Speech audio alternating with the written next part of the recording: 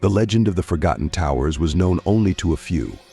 Ancient manuscripts and records of wandering chroniclers mentioned them lonely black structures rising in the endless lands of the northern wastelands.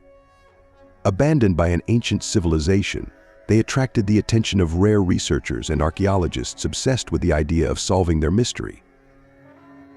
The story centers on a group of 6 researchers, each of whom has dedicated years of their lives to the study of vanished civilizations.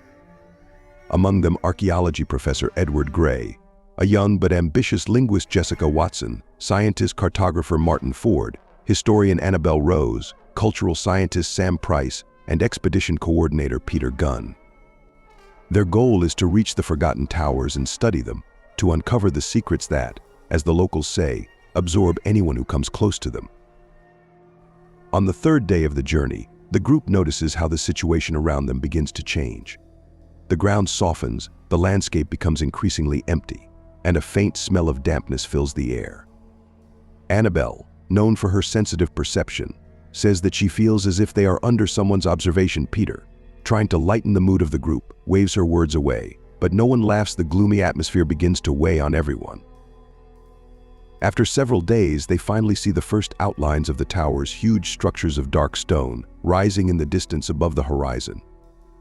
Going closer, the explorers discover that the towers are surrounded by strange bas-relief scenes of battles, figures of people covering their eyes with their hands, and creatures that cannot be attributed to any known biological species. They decide to spend the first night at the foot of the towers, setting up camp. However, the night does not bring rest. Everyone sees terrible dreams. Jessica dreams that she is walking along ancient corridors, and around her there are people with closed eyes. Martin dreams that he finds a scroll with ancient symbols, which, despite his knowledge of ancient languages, remain incomprehensible to him. In the morning, they realize that everyone has had dreams related to the towers, and begin to suspect that their collective unconscious is somehow connected to the place.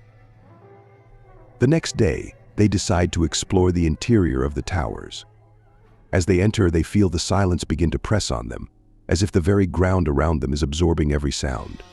Jessica notices strange writing on the walls, covering every corridor. With each step, the feeling of strangeness intensifies. Barely perceptible sounds, like quiet whispers, come from behind the distant walls, although judging by the maps, there should only be dead ends. Plucking up his courage, Edward motions for everyone to follow him, and they enter a huge hall in the center of the tower. There, on a pedestal, rises a huge black stone covered in many runes and symbols. Martin, who has always been able to translate even the most complex ancient languages, cannot understand anything. And the longer he looks at the symbols, the more he is overcome by the feeling that he is beginning to forget the words of his native language.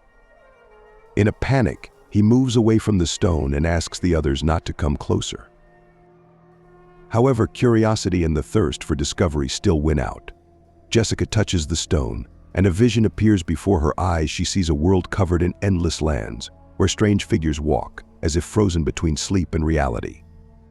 These creatures, invisible to the naked eye, silently watch everyone who enters the towers, and now one of them turns to Jessica, as if calling her. After this vision, Jessica begins to slowly lose touch with reality. She ceases to understand where she is, forgetting who her friends are and why they are here. The rest of the group notices that something is wrong with her, but as they try to get her out of the building, each of them also begins to see strange images and hear whispers quietly calling their name. That night, the remaining members of the group feel a strange force taking hold of them. They hear footsteps around the camp, see shadows that seem to change shape all the time. Peter, feeling that this is their last chance, tries to convince the team to leave this place. But everyone is already under the influence of something strange, unable to resist it. That night, Peter decides to fight for his life. He realizes that the towers are a place where ancient creatures have sealed the memory and power of their civilization, and now they are eager to find a connection with the living in order to continue their existence. He understands that his friends will no longer be able to get out, and he must run to save himself. He spends the last day in a frantic fight for survival, feeling the weight of other people's memories fill his mind. He hears names, voices, sees shadows. At the last moment, he escapes from the towers, leaving behind the eternal imprisonment of his comrades,